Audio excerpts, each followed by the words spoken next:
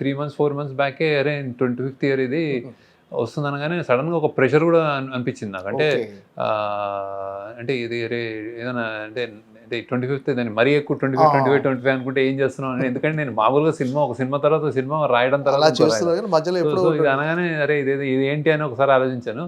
Then I thought this is more than apt. అంటే ఒక అంటే దీనికి ఒక సామాజిక స్పృహ నేపథ్యం అని కొట్టినట్టు కాకుండా ఇప్పుడు లీడర్లో అవుట్ అండ్ అవుట్ నేను చెప్పగలను. ఇది విష్ఫుల్ థింకింగ్, ప్రజలందరికీ ఇలాంటిది కావాలని ఒక లీడర్ని ఎందుకుని ఇలా అవుతారు.